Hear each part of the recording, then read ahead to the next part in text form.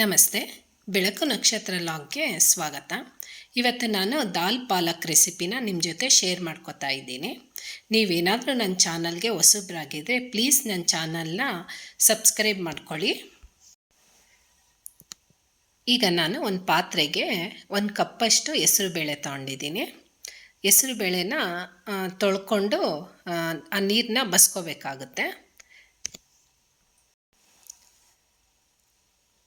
ನಂತರ ಒಂದು ಸ್ಟವ್ ಹಚ್ಕೊಂಡು ಈಗ ಹೆಸರುಬೇಳೆಗೆ 1 ಕಪ್ ಹೆಸರುಬೇಳೆಗೆ 2 ಕಪ್ಪಷ್ಟು ನೀರು ಹಾಕಿ ಬೇಯೋದಕ್ಕೆ ಬಿಡ್ತೀನಿ. ಇನ್ನೊಂದು ಸೈಡು ನಾನು ಪಾಲಕ್ ಸೊಪ್ಪನ್ನ ನೀರಲ್ಲಿ ಒಂದು ಸ್ವಲ್ಪ ಉಪ್ಪು ಹಾಕ್ಬಿಟ್ಟು ನೆನೆಸಿಟ್ಟಿದ್ದೀನಿ.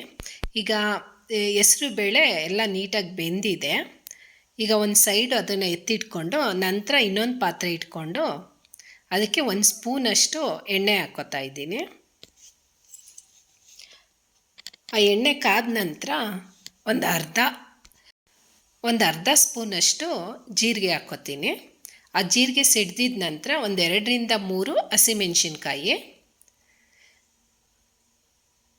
ಮತ್ತು ಬೆಳ್ಳುಳ್ಳಿ ನೀವು ಕಟ್ ಮಾಡಾದರೂ ಹಾಕ್ಕೋಬೋದು. ನಾನು ಜಜ್ಜಿ ತೊಗೊಂಡಿದ್ದೀನಿ. ಅದನ್ನೆಲ್ಲ ನೀಟಾಗಿ ಹುರ್ಕೊಂಡು ನಂತರ 1 ಈರುಳ್ಳಿನ ಸಣ್ಣದಾಗಿ ಹಚ್ಚಿ ಇಟ್ಕೊಂಡಿದ್ದೆ ನಾನು. ಆ ಈರುಳ್ಳಿನೂ ಹಾಕ್ಕೊಂಡು ಹುರ್ಕೋಬೇಕಾಗುತ್ತೆ. ಅದು ಲೈಟ್ ಗೋಲ್ಡನ್ ಕಲರ್ ಬರೋವರೆಗೂ ಹುರ್ಕೊಂಡ್ರೆ ಸಾಕು ಈರುಳ್ಳಿನ.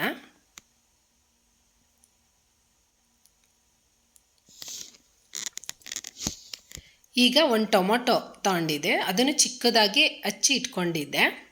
ಅದನ್ನು ಹಾಕ್ಕೊಂಡು ಹುರ್ಕೋಬೇಕು.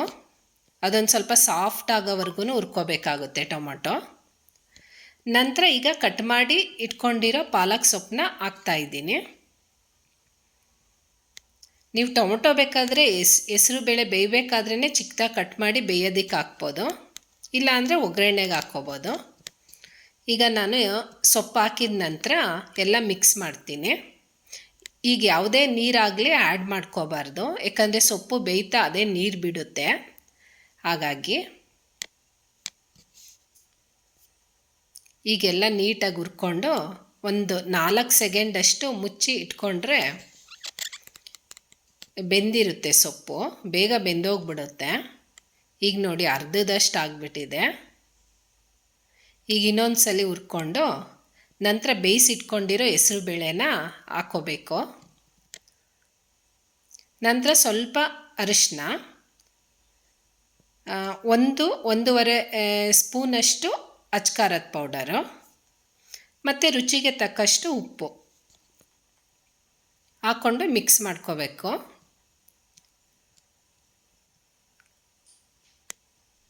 ನೀವು ರೈಸ್ ಏನಾದರೂ ಜೊತೆಗೆ ರೈಸ್ ಊಟ ಮಾಡ್ತೀನಿ ಅಂತ ಅಂದರೆ ಸ್ವಲ್ಪ ನೀರು ಹಾಕ್ಕೊಂಡು ತೆಳು ಮಾಡ್ಕೋಬೋದು.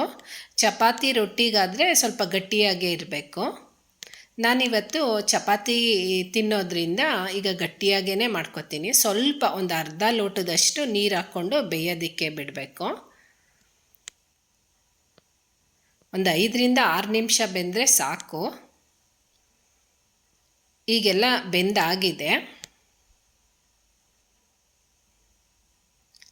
ಈ ಮಕ್ಕಳು ಪಾಲಕ್ ಸೊಪ್ಪು ತಿನ್ನೋದಿಲ್ಲ ಅಂತ ಅಂದರೆ ಈ ರೀತಿ ದಾಲ್ ಜೊತೆ ಮಾಡಿಕೊಟ್ರೆ ರುಚಿನೂ ಚೆನ್ನಾಗಿರುತ್ತೆ, ಹೆಲ್ತ್ಗೂ ಒಳ್ಳೆಯದು. ಈಗ ದಾಲ್ ಪಾಲಕ್ ಗ್ರೇವಿ ರೆಡಿಯಾಗಿದೆ. ನಿಮ್ಗೆ ಇವತ್ತಿನ ಲಾಗ್ ಇಷ್ಟ ಆದರೆ ಶೇರ್ ಮಾಡಿ, ಲೈಕ್ ಮಾಡಿ, ಸಬ್ಸ್ಕ್ರೈಬ್ ಮಾಡಿ. Thank you.